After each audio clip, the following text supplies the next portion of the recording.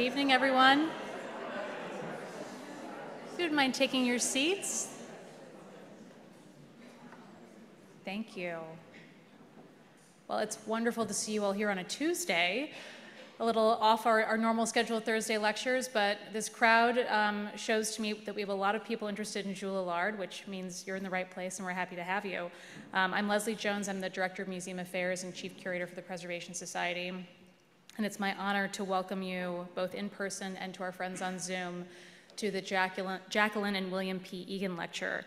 This is an annual lecture that's named for the Egans, who are great supporters of the Preservation Society, so we want to thank them for the contributions they've made and continue to make to our institution. You will be hearing shortly from our speakers, Research Fellow Benjamin Bowery, as well as our Curatorial Research Assistant Eve Loftus, on their work, Decoding the Details of Interior Decor. Just a few housekeeping notes before we begin. Because this is recorded, we asked you to politely silence your cell phones, but you might not want to put them away because we do have many lectures coming up. If you haven't registered yet, you can do so on our website, newportmansions.org. We have next Tuesday, August 6th, the Ido and Peter Kiernan Lecture, which will feature two more of our research fellows, Danny Zhang, who will be presenting China and Newport, A Journey Through Two Centuries. And this is based on her year-long research at the Preservation Society of our Chinese art collection, both decorative and fine art. And Danny has truly illuminated our understanding of this collection and brought great acclaim nationally and internationally to what we already had here in our collection through her research. Isla Stewart will also be presenting Animals in the Gilded Age, and this is sort of a brief snapshot of the great work that has gone into an exhibition that will be coming forth at the end of this month, Wild Imagination, Art and Animals in the Gilded Age. And Isla was a research fellow specifically for that exhibition, so it's a great way to sample the work that she's been doing, which is really a wonderful hybrid between art history and at times zoological study, so really a fascinating approach to the subject. On Thursday, August 8th, we cap off our summer lecture series with the annual John G. Winslow Lecture, and we are very pleased to be welcoming Dr. Philip Rylands, who is the CEO and president of the Society of the Four Arts in Palm Beach. But prior to Dr. Rylands' position at the Society of the Four Arts, he was the deputy director and then director of the Peggy Guggenheim Collection in Venice, which, if you have heard of Peggy Guggenheim, she was an eccentric character, but also an incredibly important person in the development of the avant-garde movement of the 20th century. And so Dr. Rylands will be presenting a lecture called Peggy Guggenheim, Heiress and Collector, which segues perfectly into the final offering we have for the summer. On Saturday, August 17th, we will be hosting the 50th anniversary commemoration of Monumenta, which, if you're not familiar with what Monumenta was in 1974, you're much like I was just a few years ago. It was a groundbreaking installation of contemporary sculpture across Newport's landscape, including at the Elms as well as Chateau-sur-Mer, and really was a transformative movement in terms of large-scale outdoor contemporary art, not only in America but across the world. So that lecture will be taking place at 11 a.m. here in Rosecliff. It is free to the public. It will be a really, really wonderful presentation. We will have Q&A following this evening's lecture. We do have two speakers this evening, so we just ask that you hold your questions until Eve finishes her remarks. We will have somebody running the microphone, so just raise your hand and we'll be happy to bring it to you. Getting on to our featured speakers for the evening. Some of you may know Jules Allard is credited with the introduction of European-inspired architectural interiors to America's Gilded Age elite. This is a perfect example of Allard's work here in Rosecliff, the interior designer for the Ulrichs family, but previous to that also the Berwins at the Elms, the Vanderbilts at the Breakers and at Marble House, along with a variety of other interiors across the Northeast, many of which don't exist anymore. So as you may have heard us say this before, we truly believe, and we are finding factually through Ben's work, that we have the largest collection of Allard material, interiors, and objects in the world. And this was the basis of bringing Ben Bowery on as a research fellow now almost 2 years ago. Ben did such a fantastic job in year one that we couldn't let him go. So this is his final lecture with the Preservation Society. It is heartbreaking, but also at the same time very exciting to see where his professional adventures take him. We're incredibly proud of the work that he's done. He earned his Master's of Arts degree in Decorative Art and Design from George Washington University and the Smithsonian Associates, also my alma mater. And his focus was on 20th century American furniture interiors, but we broke him. It's now 19th century American furniture and interiors. He's worked as a researcher for the Williamsburg Documentary Project at the College of William and Mary, and as an intern in the American Painting and Sculpture Department at the Baltimore Museum of Art, and then he joined us here as a fellow 2 years ago. He has been exploring Allard's life and work and finding all sorts of incredible information through decoding physical objects in our collection. And he'll be producing an Allard design compendium, which will kind of be the roadmap for other collections and museums to examine their collections and see if the decorative details align with what we have discovered as Allard signatures. So a lot of really incredible work, not just now, but looking to the future. Ben will be followed by one of our newest hires, our curatorial research assistant, Eve Loftus. Eve joined the Preservation Society this past February, and she has hit the ground running, which is one of the reasons why it was so important for her to join Ben this evening in some of the great discoveries she's made in our collection. Eve received her master's in philosophy, focusing on public history and cultural heritage from Trinity College in Dublin. And before joining us, she worked with the National Park Service at the Adams Historic Site, as well as the Institute of Contemporary Art in Boston. And again, she has just wowed all of us with the finds and the discoveries she's made. She will be discussing sort of an overlap research project on mysterious GG stamps that we discovered as a part of Ben's furniture survey.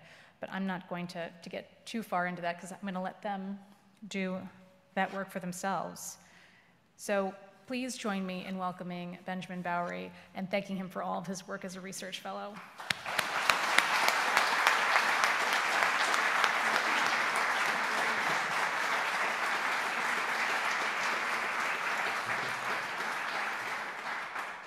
Thank you, Leslie, and thank you all for joining us this evening. As Leslie said, my name is Benjamin Bowery, and I've been a research fellow here at the Preservation Society of Newport County for the past 2 years. It has been such a pleasure working on the Jules Allard Furniture Survey, and I offer my sincerest thanks to the Preservation Society and its incredible staff for their support and assistance in my work. As the Preservation Society continues to invest significant resources in new scholarship, I'm so happy to know that our research into Jules Allard will continue with a new fellow this fall, who will begin to investigate some of the most complete Allard interiors across our properties. I'd like to thank Trudy Cox, Leslie Jones, and Dr. Catherine Moran for their leadership in this important fellowship initiative, a project that allows the Preservation Society to produce some of the most innovative, thoughtful research on America's Gilded Age while supporting emerging scholars. My presentation this evening, Decoding the Designs of Jules Allard, is a continuation of our program from last summer, which served as an overview of the planning process for my survey of Allard furniture in the Preservation Society's collections. Tonight, I will offer a brief introduction into the world of Allard to provide context for this research, and then share some updates from this past year. I'd specifically like to share how the results of a close examination of the aesthetics, construction techniques, and ornamentation of Allard's furniture through the survey process offers deeper insights into the interior design and finishes of our Allard properties, and the ways in which we hope this information will assist other Gilded Age house museums in studying their own collections. Over the last 2 years, we have surveyed and documented over 250 pieces of furniture that we attribute to the Allard workshop. Using the data we've acquired from the survey, we hope to gain a greater understanding of the physicality of our collections, from aesthetic qualities to unique markings to condition reporting. The important archival research completed by Teo Lorenzo, our intern through the French Heritage Society, has uncovered significant documents and records held in French archives and clarified Allard's relationship with other craftsmen and clients abroad. Synthesizing Teo's research and results from our physical survey of Allard's furniture, we have enhanced our understanding of his visionary work as an interior designer, which enriches the interpretation of our properties and enhances our visitor experiences and tours. In addition, we have also worked to create dialogue with other institutions, both domestically and internationally, to understand what records and documentation they hold. We hope to utilize this data to create research tools that can assist other institutions and historic houses with identifying and documenting Allard's work in their own collections. Compiling this information allows us to share our process and findings with our peers to expand Allard research and cement the Preservation Society as an institution leading the field in 19th century decorative art scholarship. To understand the importance of Allard's work, one must first understand the landscape of American architecture in the late 19th century.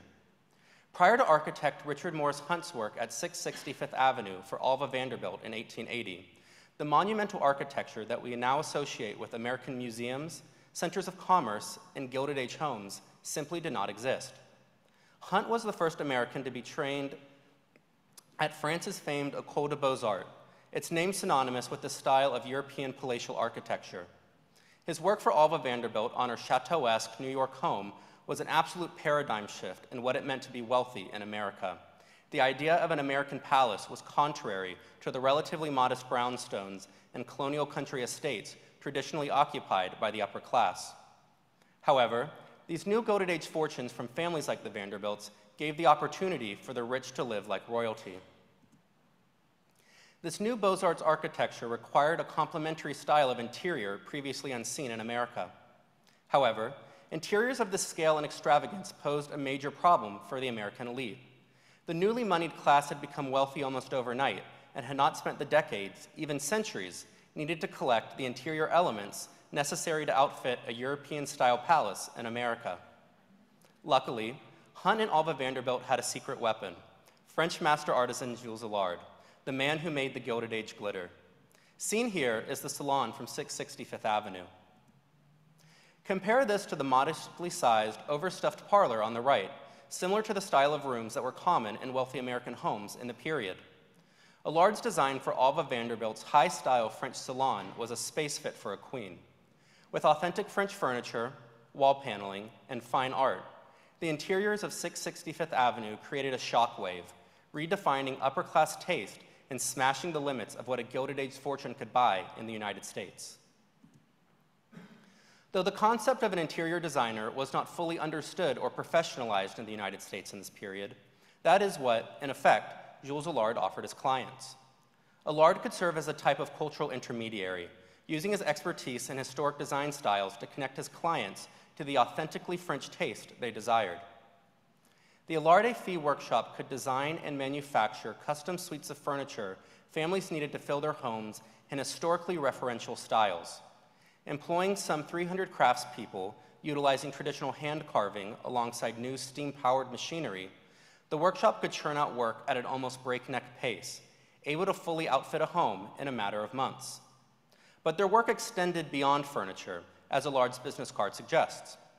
Allard Fee could create or procure historic paneling, light fixtures, textiles, fine art, and interior finishes for clients, pillaging homes previously occupied by Europe's noble elite to bring authentic French style to ravenous American clients. If Hunt's creations were a paradigm shift in architecture, Allard's furniture and interiors were a paradigm shift in interior taste. The race to outshine and outspend, paired with Allard Fee's speed and style, is exactly why we credit Jules Allard as defining the aesthetics of the Gilded Age. Nowhere did the Beaux-Arts style of architecture take off more than here in Newport, Rhode Island, where in less than a decade, the sleepy New England beach resort became a village of palaces. Historically the summer resort of America's elite, Newport became the perfect place for the newly moneyed class to demonstrate their wealth, worldliness, cultural capital, and to use architecture to define themselves as America's new leaders, innovators, and tastemakers. Hunt's 1888 design for Marble House, Alva Vanderbilt's Newport residence, inspired by Petit Trianon at Versailles, was among the first projects on this scale on the island. This set off a craze that historian Deborah Davis calls Vanderbuilding, the race to build the grandest and most luxurious house in Newport. This explosion of European-style architecture made Allard's work particularly prolific in Newport. Listed to the right are several Newport homes that Allard either oversaw interior decoration or major renovations for, though we do not believe this list is exhaustive. Today, the Preservation Society of Newport County oversees 4 homes that Allard did significant work in, namely Marble House, The Breakers, The Elms, and Rosecliff. These 4 houses and their combined furniture and interiors are believed to be the largest collection of Allard's work of anywhere in the world. Using our properties as a foundational research base, the Preservation Society is excited to work with other Allard properties, both in Newport and throughout the United States, to further research on his monumental work and cement his status as the most influential designer of the American Gilded Age. We have already begun to forge valuable relationships with several of these properties, and their generosity in sharing research and resources has already contributed greatly to expanding and centralizing information and documents about Allard. As an artisan crafting full interiors for Gilded Age mansions, Allard's furniture designs offer valuable insights into the larger stylistic choices made for public and private rooms in each house, creating interesting case studies of suitability, taste, and technological capability. Together with the Preservation Society's objects conservator, Carola Schuler, we decided what types of data we most wanted to capture from each piece of furniture, including information on aesthetic details, joinery, surface finishes, and unique marks. Using these categories, I then developed survey sheets that could be quickly and accurately capture data. These sheets are designed to be easy to use on iPads or other touch devices, and they are quick and simple to use in the field.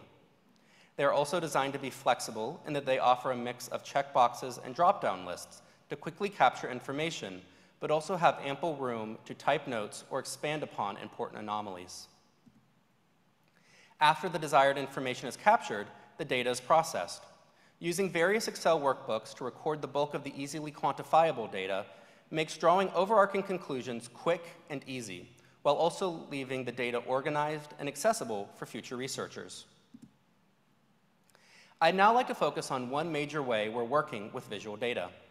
I have been building a design compendium with examples of Allard's most notable carved ornament, metal marks, and stylistic hallmarks.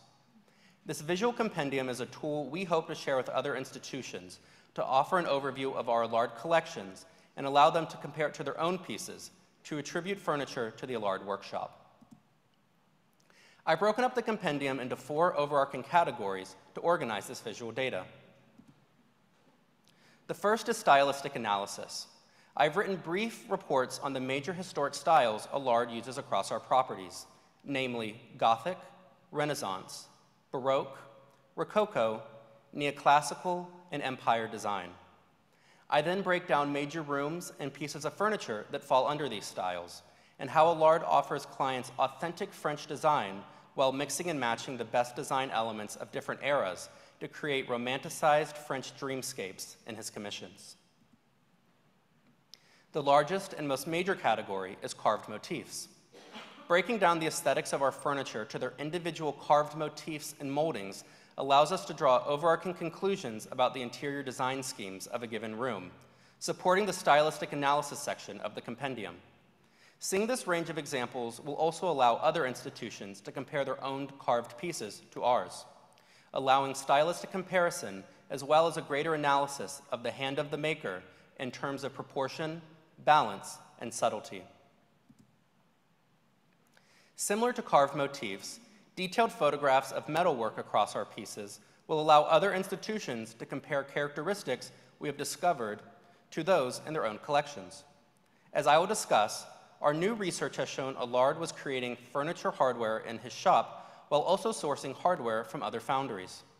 The unique stamps we have discovered by removing and examining Allard's selection of hardware from our Allard pieces is an important part of this section.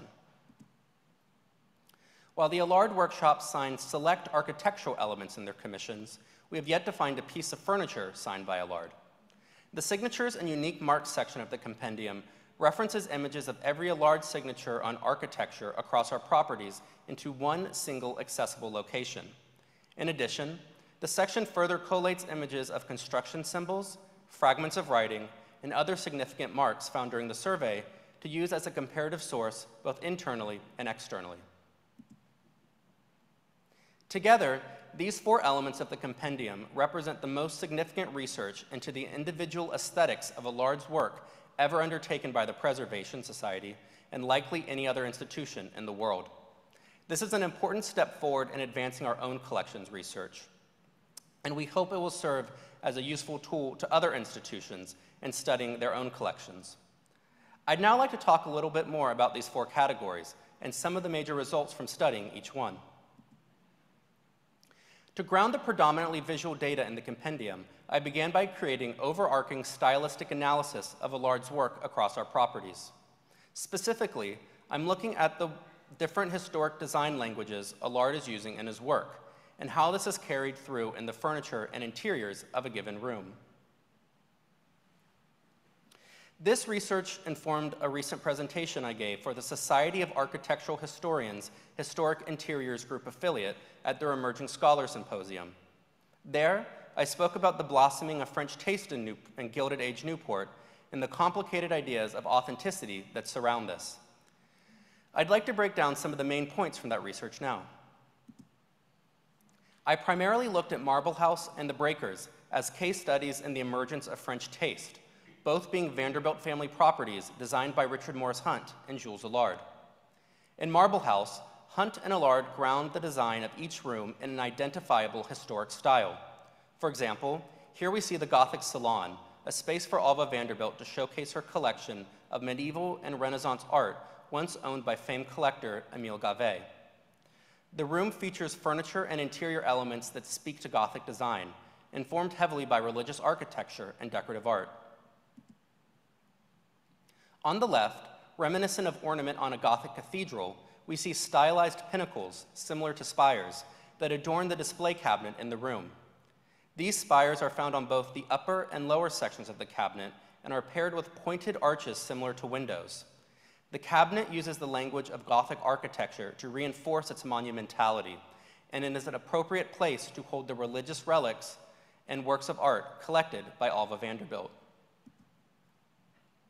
We see these spires repeated in the fireplace across the room, an interesting interplay between the furniture and interior elements.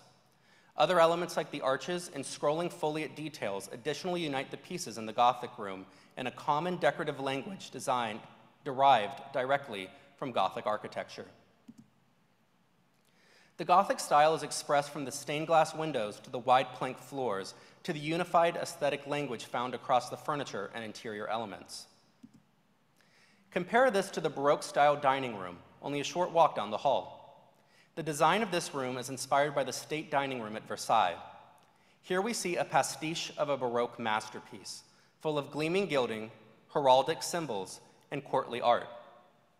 The chairs weigh some 70 pounds each, a rare example of bronze cast furniture in the United States, making the diner literally subservient to the majesty of the room and its patrons.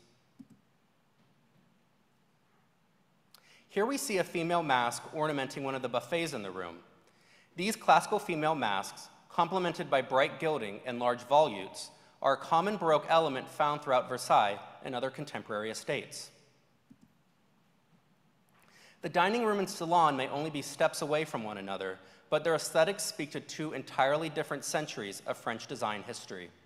At Marble House, we see Allard creating something almost like a jewel box, with each room its own stylistic statement, a dazzling tour of the best eras and grandest examples of French design. In this way, Allard and Hunt offer the client a type of authentic French taste, grounding each space in an easily identifiable moment in French history. However, in spaces like the morning room at the Breakers, we see less of a single overarching style.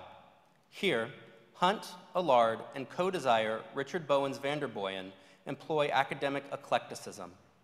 This is a style that combines the forms, textiles, and motifs of different styles, creating an assemblage of the best elements of each without necessarily speaking to any one historic era, in effect, divorcing design from its academic context.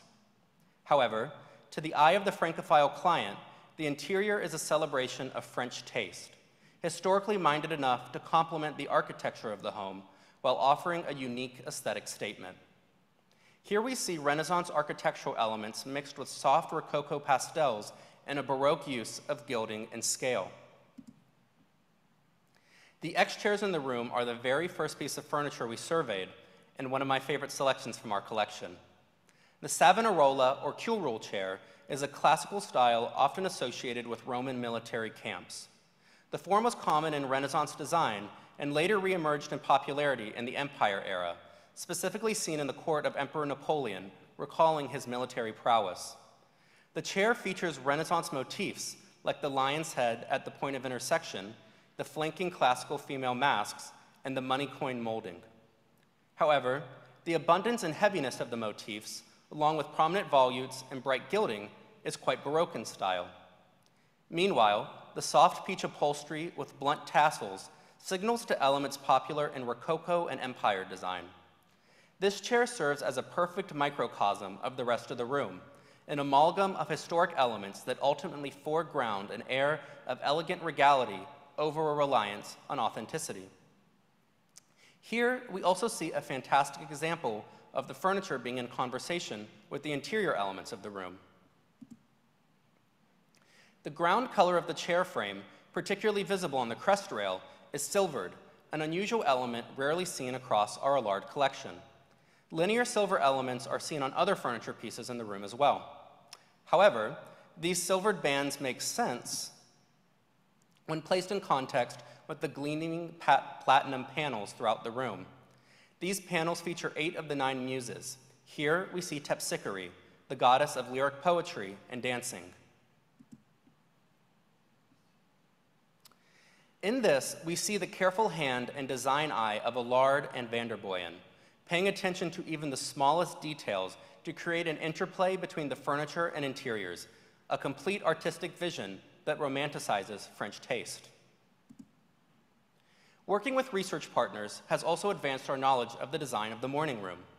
Newport Historical Society holds a collection of bills and letters between Cornelius Vanderbilt II, Allard, and Hunt regarding the design of the room. This is the most complete record we have of the decoration of any room in the breakers. Additionally, Théo, our intern through the French Heritage Society, recently located designs from Van der Boyen in the Académie d'Architecture, further strengthening arguments around the division and hierarchy of labor between Hunt, Allard, and Van der Boyen and their design for the breakers.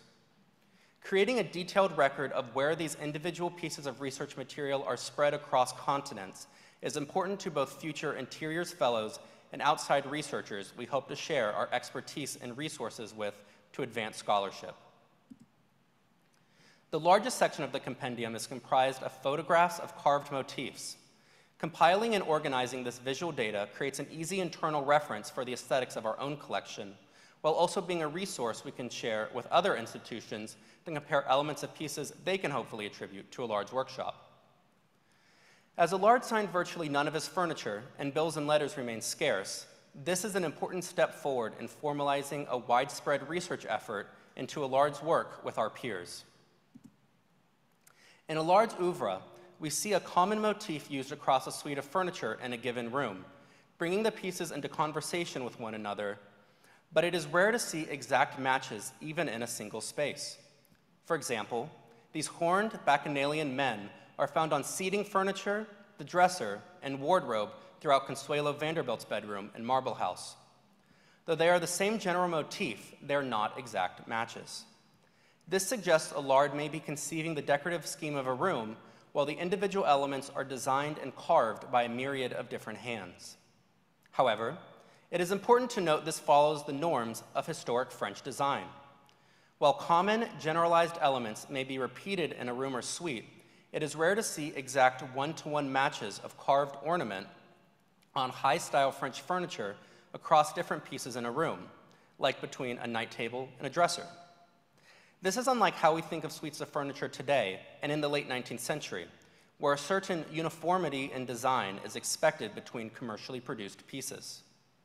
This perhaps suggests a certain eclecticism was valued by Allard's clients, where the idea of decorating a room with pieces that looked like they could have been carefully selected and assembled provided a veneer of connoisseurship and worldliness.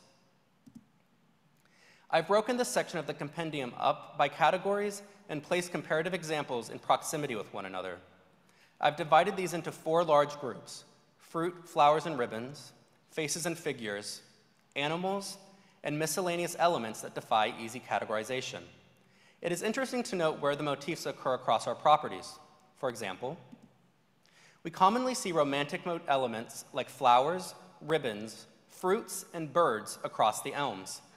These songbirds in a floral arc come from another one of my favorite pieces in our collection, Mrs. Berwin's bathroom mirror. These feminine, naturalistic elements recall the sprawling, elegant gardens at the elms, designed to be some of the finest in Newport, as the Berwins lacked an Eastern Ocean view. Motifs like these bring the property together as a complete artistic vision, inside and out. Meanwhile, at the breakers, we see many classical symbols on the furniture, complementing the house's design in the style of a Genoese palazzo. These Renaissance interior elements carry across the first floor formal rooms. Here, we see a stylized lion on the foot of the table in the library. The lion complements the coffered ceiling, elegant rounded arches, and imposing stone fireplace that define the overarching Renaissance-inspired elements of the room. However, even while these larger decorative schemes often hold true, it is interesting to note exceptions. Here we see a bird of prey, a hairy paw foot, and a lion from the elm's dining room. While the house is generally more in the Rococo Revival style with romantic motifs throughout, the dining room is in the Renaissance Revival style. This follows period norms, where rooms like the dining room and study were often in the Renaissance Revival style, full of symbols of the hunt and abundance to reflect masculine ideals of working hard to provide for the family. In this way, it is important to place a critical eye on the motifs used in the furniture, noting how suitability of decoration often follows larger, gendered, stylistic trends. This theme of animals in art and their evolving role in society in the 19th century will be explored in our upcoming exhibition, Wild Imagination, Art and Animals in the Gilded Age, opening here at Rosecliff on Labor Day weekend. A full examination of metalwork across our Allard pieces has also been an important part of the survey. Many of you may remember one of the most exciting results from the survey that we shared last year. The 909JA stamp we discovered on the breaker's breakfast room sideboard handle. This was the first physical marking we uncovered that connected any piece in our collection to the Allard workshop. Carol and I continued removing metal hardware from pieces at the breakers, the elms, and Marble House to search for additional marks over the past year. As a result, we uncovered multiple additional JAs, allowing us to further attribute pieces to the Allard workshop and understand their capabilities as a hardware manufacturer. We sent out several examples of hardware with JA marks to the Nanoscience and Nanotechnology Department at the University of Rhode Island for further analysis by X-ray fluorescence, or XRF. Here we see a handle from the commode in the Marble House guest suite in the XRF machine, about to be scanned. The XRF technology determined the elemental composition to mainly be copper and tin, the elements that form the alloy bronze. It also showed evidence of small amounts of mercury, confirming every piece was mercury-gilded bronze, more commonly known as ormolu or gilt bronze. Analysis like XRF ultimately tells us about what materials and processes were being used in the workshop, helping understand the manufacturing process. The guest room at Marble House is one space that really advanced our research on Allard's furniture hardware. This is a room where we see matching hardware across pieces, a rarity in our Allard collection. The drawer handles and candlestick holders on the dressing table match those of the Simonier, or tall chest of drawers, and have matching JA and numerical markings. This tells us more about the standardization process in the workshop. On an aesthetic level, this also tells us about Allard as an interior designer. The dressing table and Simonier have a similar stylistic language, but they are not exact matches to one another. Allard is using a common hardware across these pieces to bring them in conversation with each other and to unite them as a suite. Here we see the commode in the room, the same commode with the handles we previously saw in the XRF testing. The rough surface on the underside of these scrolling, vine-like forms suggests likely sand casting. This is a common process still used today, where a desired model is pressed into a compacted sand mold, and then a molten metal is poured in, pressed, and cooled to create a standardized form. Look at the similarities between the upper right and lower left handles. Carol and I realized these handles are actually the same form. And the extended tendril on the lower handle has been filled prior to casting to create a shorter variation. The consecutive numbering we found between the handles additionally tells us how artisans were keeping track of designs in the workshop and sheds light on numerical markings we found on other JA stamped pieces. Recently, we made significant strides on identifying the maker of hardware stamped with a mysterious GG that we found on Allard pieces at the Elms and at Marble House. This was a puzzle we introduced last year, and despite numerous theories, a final answer eluded us. Later this evening, our curatorial research assistant, Eve Loftus, will talk about how she was able to solve this mystery of the GG stamps, how this discovery has created further research opportunities, and how the Allard survey has been able to already have an impact on our new tour of the breaker's third floor. Lastly, we have worked to collect and organize the Allard architectural signatures across our properties in the compendium, as well as other maker's marks, construction symbols, and fragments of writing discovered during the survey. We have 8 known Allard signatures across our properties. These include the initials AF for Allard Fee on the ceiling of the breaker's music room, the previously signature on the staircase of Marble House, and signatures on the fireplace and astrological clock in the ballroom at Marble House. Seen here are some signatures from the Elms. The top signature comes from a statue on the back terrace of the Elms, with a tigress about to feed a dead bird to her young. On the bottom, we see one of 2 signatures found on the matching vases that flank the front doors of the Elms foyer. Here is a signature above the ballroom door in the main hall. This signature is a particular favorite of mine, placed beside a pudi working at an anvil. This reflects Edward Julius Berwin's role as an American industrialist, as well as reflects Allard's work as a prominent craftsman in the house. To date, no Allard signature has been found here at Rosecliff. We've also worked to collect any marks from other makers found on our Allard pieces. This helps us further understand the network of artisans the Allard workshop was working with. On the bottom left, we see a stenciled mark from Gilbert Cuel, a textile manufacturer in Paris who we believe worked on many of the interiors throughout Marble House. To the right, you see a mark from Théo Tepetin, a serrurier or locksmith who created locks for multiple Allard pieces. On the top left, we see a stamp reading Bury, found on the underside of a caned armchair in the Marble House library. We believe this to be the mark of Ferdinand Bury, an 18th century French eboniste, a furniture craftsman working almost 100 years before Allard.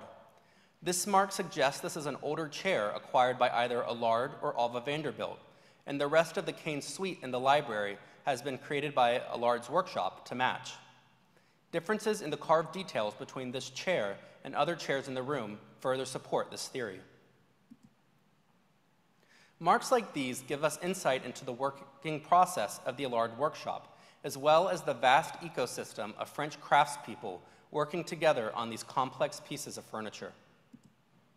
We've also collected photographs of the broad array of construction symbols and fragments of writing across our Allard collection. Symbols like the upward arrow and cursive D in the lower left are frequently found on the back of drawers. The arrow shows the worker the right side up for the construction of a drawer, and the D denotes it is the draw or left drawer in the piece. In the upper left, we see a math problem found in the interior of a library table, likely measurements done and scribbled on a piece of wood the workers knew would go unseen in the final build. To the right, we see the heavily marked up top of a night table from Marble House, usually concealed beneath the marble top. This find was especially thrilling and revealed a plethora of information.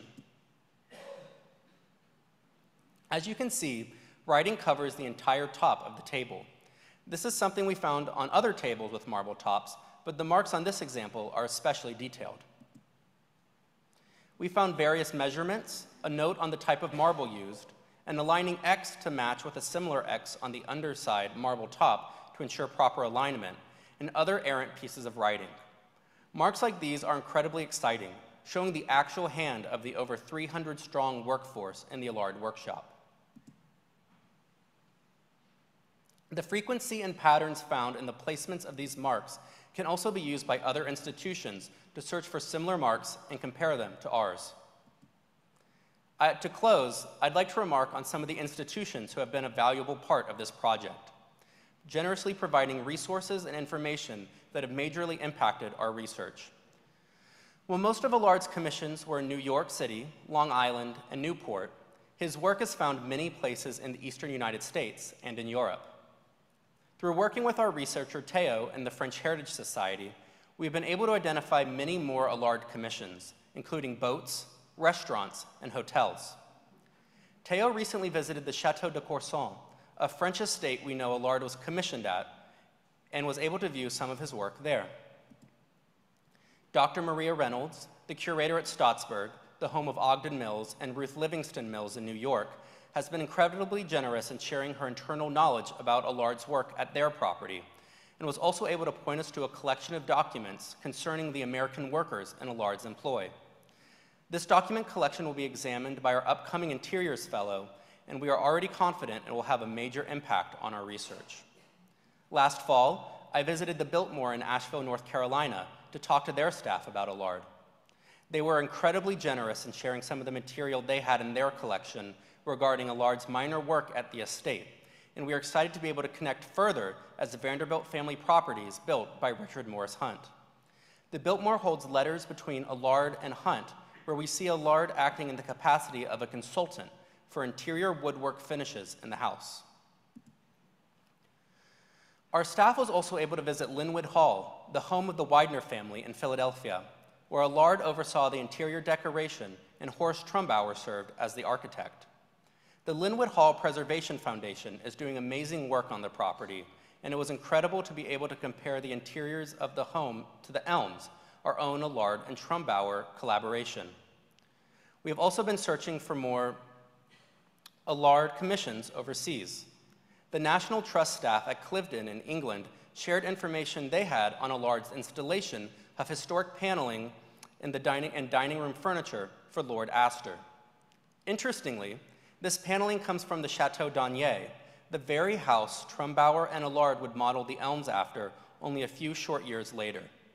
Exploring connections like this is so important to understanding the breadth of Allard's work, and we are so excited to continue to grow these conversations as the Preservation Society remains committed to investing resources into this very important project.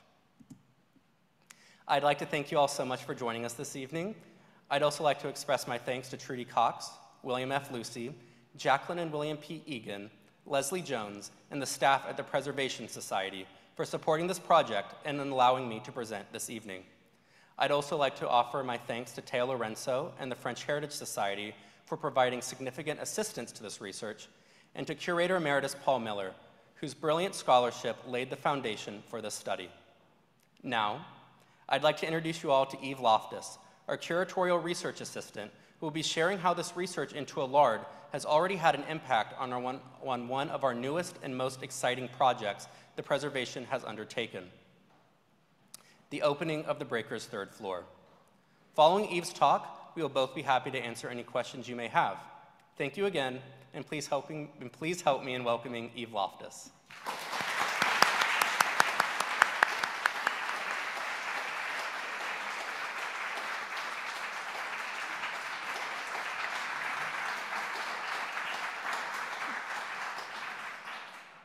Well, thank you, Ben, for such a wonderful presentation about all that you've accomplished over the course of your fellowship.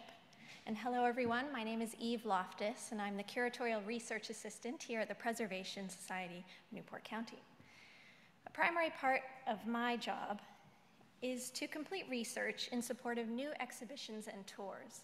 And most recently, I was doing so for the new Preservation in Progress tour on the third floor of the Breakers, which opened to the public on June 24th this year. As those familiar with the Breakers and the Preservation Society likely know, the third floor is only recently open to analysis and study. Thanks to the Zashani and Zipari family, most of the original furniture and decoration from 1895, the year that the Breakers opened, is still in place on the 3rd floor. This presents an incredibly exciting frontier for research and interpretation, but it means that there is quite a bit of work to be done to answer a lot of unknowns. Today, I'm going to share the story of finding the answer to one of these unknowns, which then gave rise to a list of many more questions and areas to explore. As you've just heard, Ben has dedicated his fellowship here to an in-depth study of the Preservation Society's collection of furniture attributed to Jules Allard. At the Breakers, Ben focused his attention on the 1st floor, where Allard was commissioned to decorate several rooms. As far as our research has shown, Allard was not directly involved with the decoration of the 3rd floor. This made it all the more surprising when a connection between Ben's work on Allard and the Breakers' 3rd floor appeared. The Breakers we know today was designed and constructed within a remarkably short time. The original wood frame structure, bought by Cornelius Vanderbilt II in 1885, burned down in November 1892. Construction of the new Breakers, designed by Richard Morris Hunt, promptly began in 1893, and the house opened in the summer of 1895. While Allard worked on the 1st floor, the Vanderbilts heeded a recommendation from Edith Wharton and hired a young Ogden Codman Jr. to decorate rooms on the 2nd and 3rd floors. The majority of the furniture in the rooms Codman designed was made by A.H. Davenport Company, a furniture manufacturing company based in Boston and Cambridge, Massachusetts. However, while studying and restoring Allard's furniture in our collection, Ben and our objects conservator, Carolus Schuler, repeatedly found furniture with these stamps, as you've already seen in Ben's presentation. This slide shows 2 examples of stamps that were found at the Elms. On the left are the letters GG, framed by a decorative handle. And on the right is an oval surrounding words that have been obscured by the keyhole cutout. Then, as conservation began on the Davenport furniture on the 3rd floor of the Breakers, more of these same stamps appeared. This presented an intriguing mystery.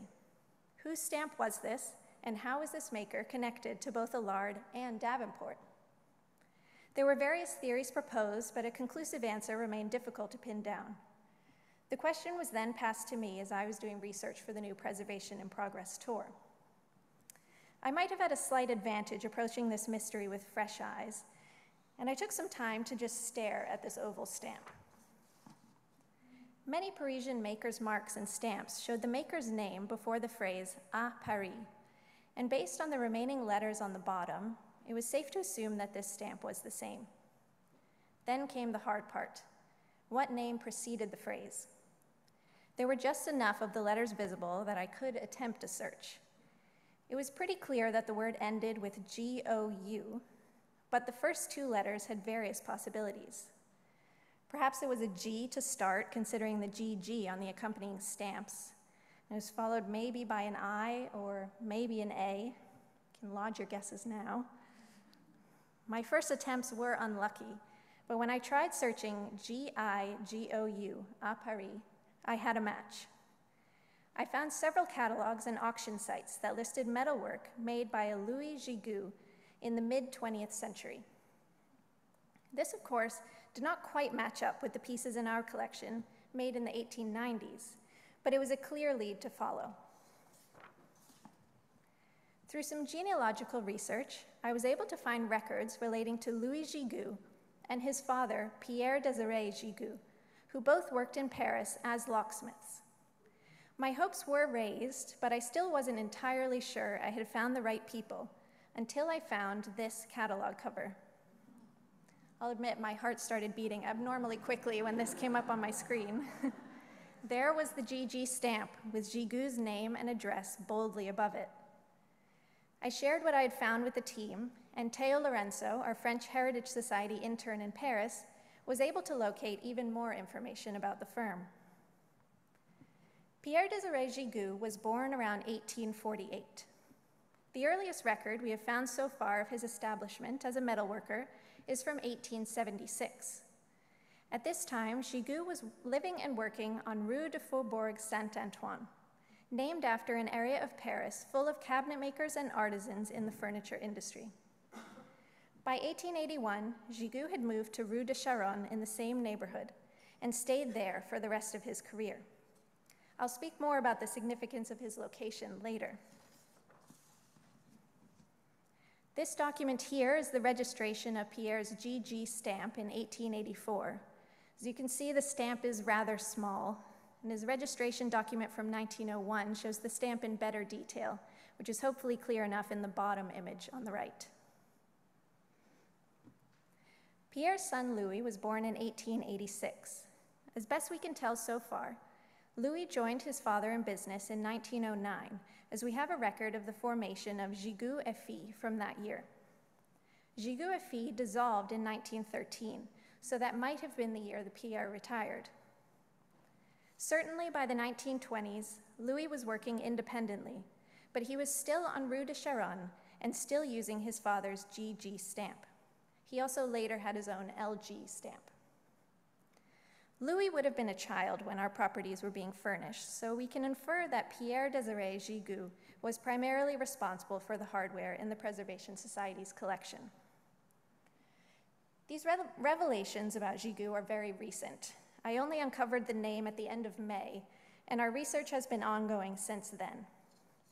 But perhaps the most important outcome of finding Gigoux's name and work in our collection has been the subsequent questions we now know to ask and investigate. Tonight, I would like to explore with you two areas of interest that the discovery of the GG stamps across our properties has illuminated, particularly in relation to everything Ben, Theo, and Curator Emeritus Paul Miller have documented about Allard. First, I'll take you to Paris, not to watch the Olympics, unfortunately, but to explore the world in which Gigoux and Allard lived. Then I'll take a closer look at Gigoux's craftsmanship and what it might suggest about the networks of craftspeople, designers, decorators, and architects behind Newport's summer cottages. Let's begin with a look into 19th century Paris and the furniture industry there.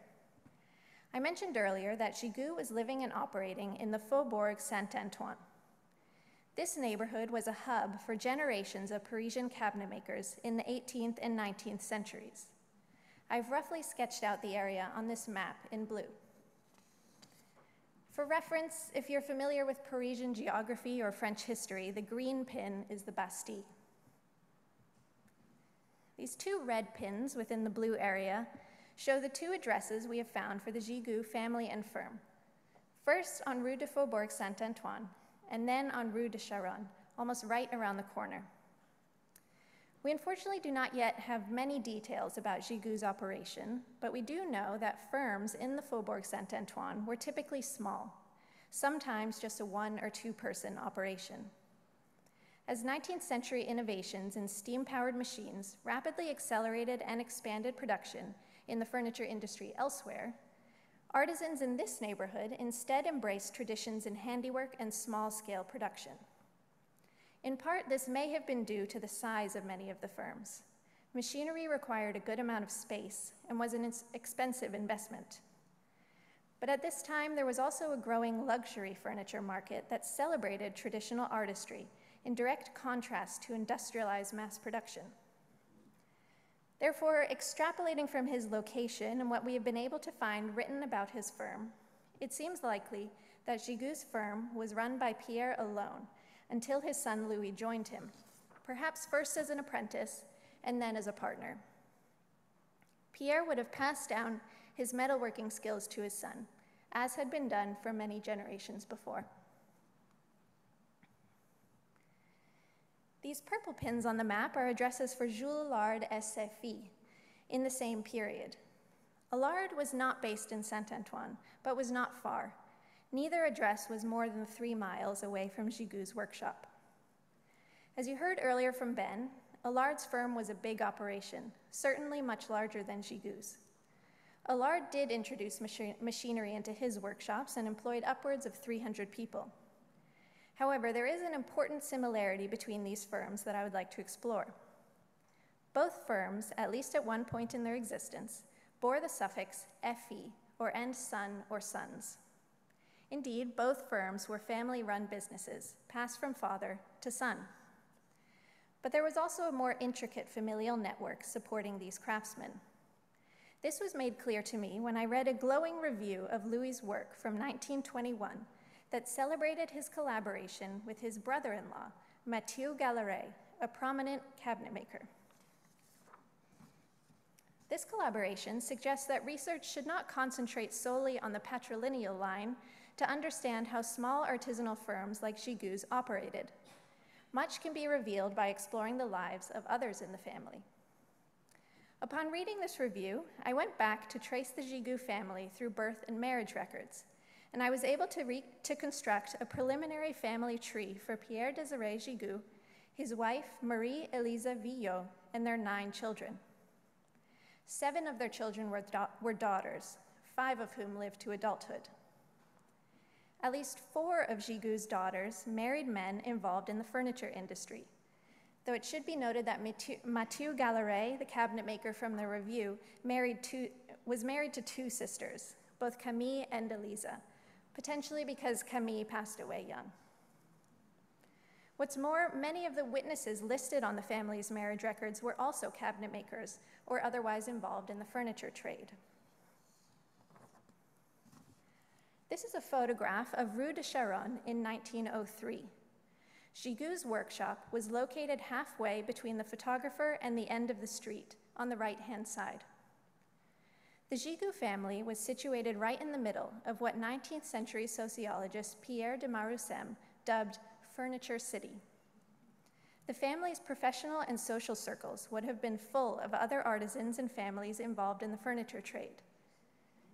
It's therefore not a big surprise that Pierre's daughters married cabinet makers and locksmiths. But there was another element to these marriages.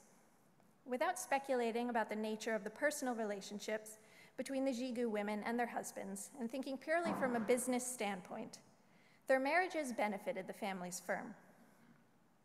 The Gigu were specialized artisans who produced hardware for larger objects, handles and escutcheons for dressers and desks, for example. And connections with cabinet makers were fundamental to the maintenance of their business. Mathieu Galleret's personal closeness to the Gigu family is evidenced by his marriage to 2 sisters, while his professional relationship with Louis was, at least according to reviews, a successful collaboration.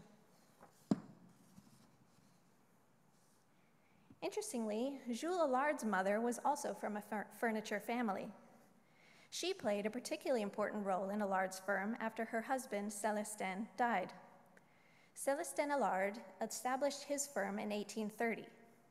Jules took it over in partnership with Marius Chopin when his father died in the late 1850s. Records show that in 1860, Madame Allard invested 100,000 francs in her son's company. This is very roughly equal to about $500,000 US today, not a small amount. Her stake in the company entitled her to enjoy 1/3 of the profits, but also made her responsible for 1/3 of the losses. This investment would have been a powerful shot in the arm for the young business and gives evidence to Madame Allard's business savviness. While Jules Allard was certainly a masterful businessman in his own right, the community supporting him should not be overlooked. Learning more about the communities and families from which pieces in the Preservation Society's collection came gives us a more vivid understanding of the world in which these mansions were designed, built, and decorated. The proliferation of Parisian-sourced and crafted goods in our collection makes the reconstruction of these social networks take on even more significance in relation to our properties. With a better understanding of the world in which Gigu and Allard worked, let's now turn to Gigu's craftsmanship.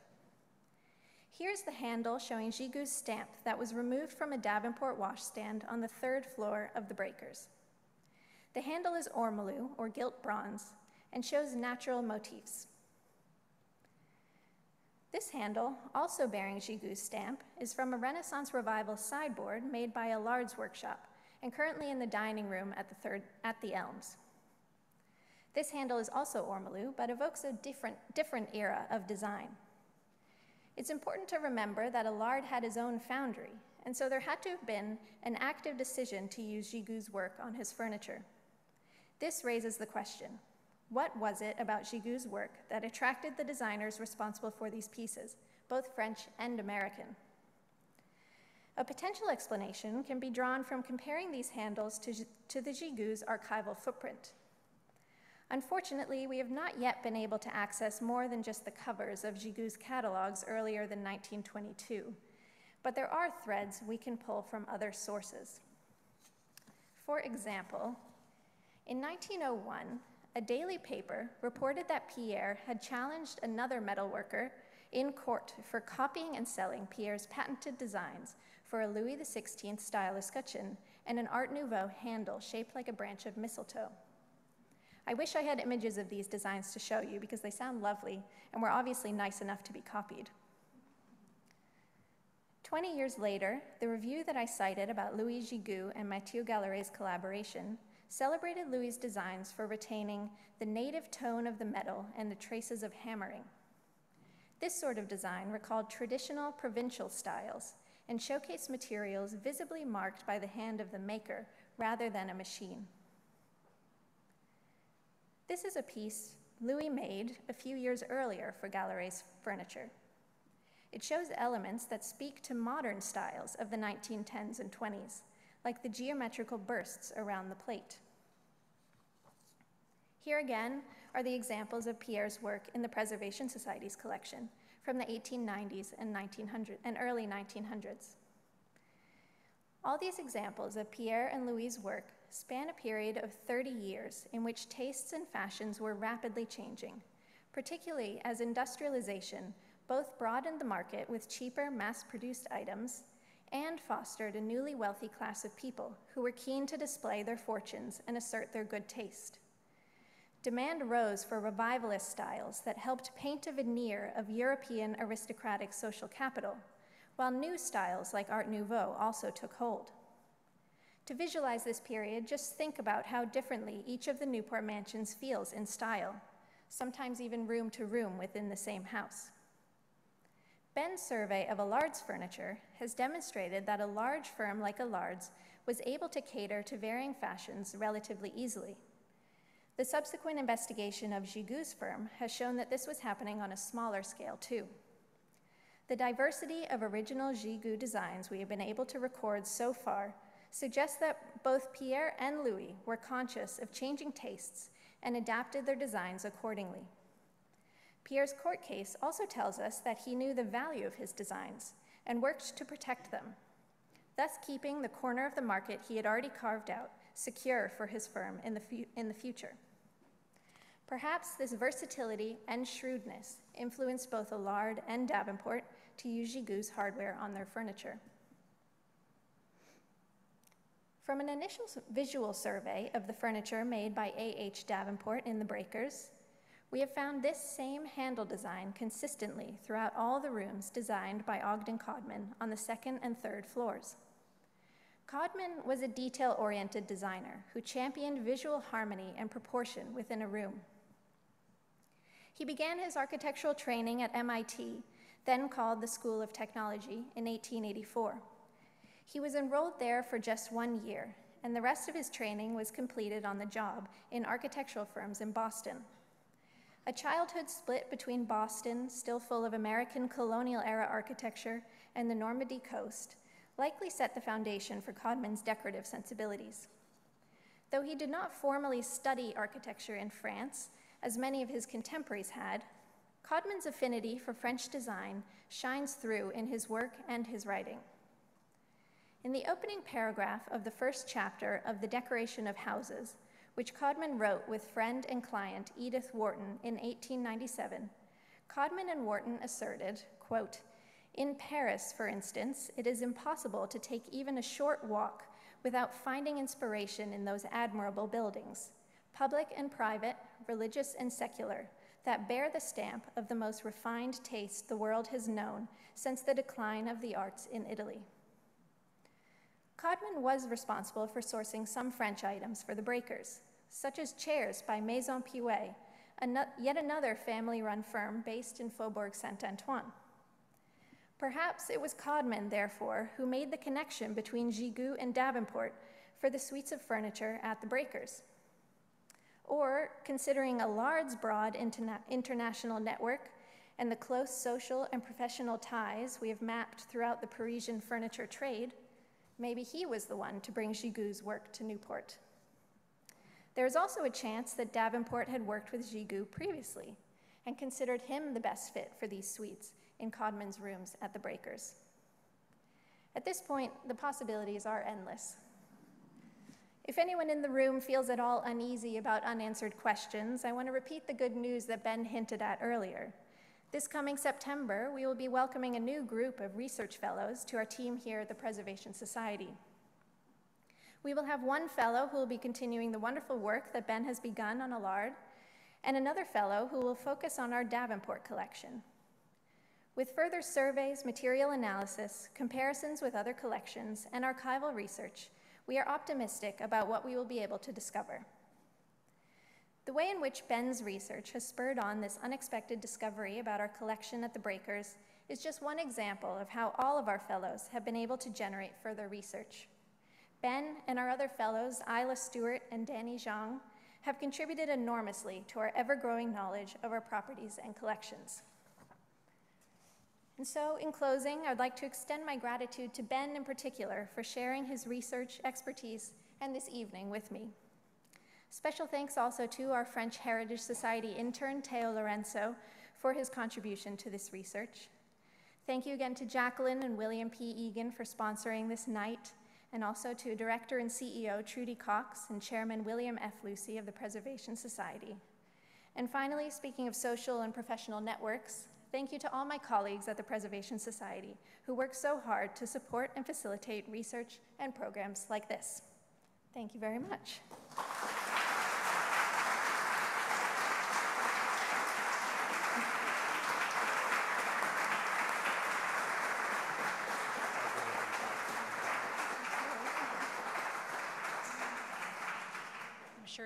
Is this on? There we go. I'm sure none of you will ever look at a handle the same way again. Thank you so much. We are now entering the question and answer portion of the evening. I'm happy to bring this around to anyone who might have a question for our distinguished speakers. Yes, right here. Great job. Thank you, Ben and Eve. A question on Jules Allard. You mentioned that there were a few different styles that he used in the homes. Was there a particular one that he enjoyed more so than any of the others? Ooh, I don't know. I don't know if we'll ever know. I wish we knew. I mean, he's largely working under the umbrella of the Second Empire, which really flourished under Emperor Napoleon II, and where we're seeing the reconstruction of Paris.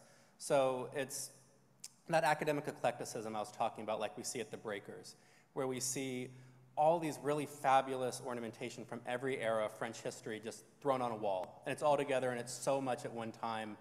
That was the style that was popular when he was coming up in the industry, and that was the style that really spoke to these Gilded Age elite families, because it just looked regal and fabulous to them. So that's probably my best answer for that, but I would love to know if he really loved Rococo or really loved Renaissance Revival. That'd be really exciting to know.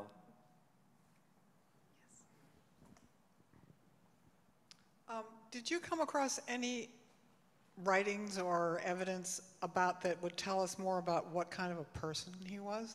It seemed as though he gave a lot of advice to his clients, like this is what people should have in their houses, the kinds of things that would make them look important and artistically aware. I just wondered if we have any information about him as a person. So thankfully, we have so many fabulous peers at other institutions who've been so generous in sharing their research and the very few bills and letters that kind of exist in the United States about his work. We know that he was an active collaborator with a lot of his clients. There's a collection of material held at Salve Regina University about the decoration of Ochre Court, and they also have, and also we see in the Newport Historical Society collection about the morning room at the Breakers. We see him talking to the Vanderbilts saying, oh, we want the paneling like a little less robust. And so we think he was an active collaborator with a lot of these families. Theo, our intern through the French Heritage Society, has done really phenomenal research and going through a myriad of French archives and finding new information. And a lot of this includes newspaper articles from the time. We've seen kind of a mixed bag, of, as you can probably imagine, even today, where they're reporting about Allard, but something that sticks out to me are articles saying that his workers really enjoyed working for him. We know that he won a lot of awards at different international expositions, and the workshop was a really prestigious place to work. I hope that answers your question. Yeah, somebody got the right book.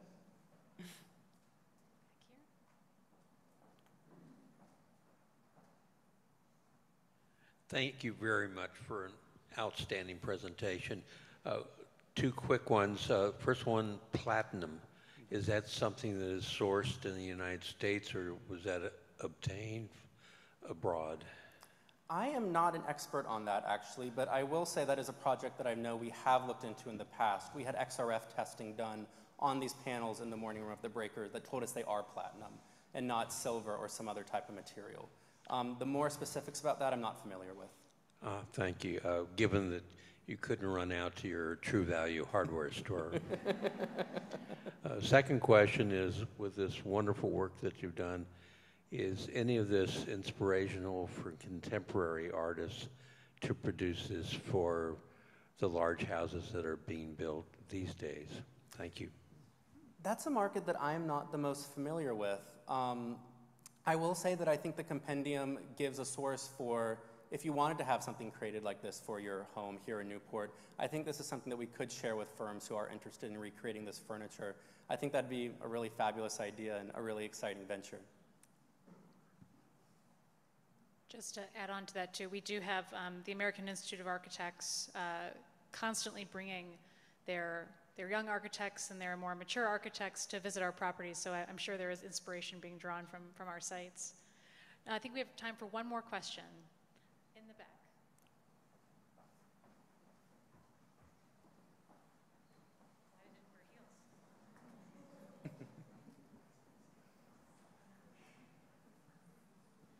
Hi, thank you so much for tonight. I just was wondering, when you were talking about trying to find the signatures for the work, was it popular at this time for designers to sign their work, or was this unusual that you weren't finding as many within the pieces?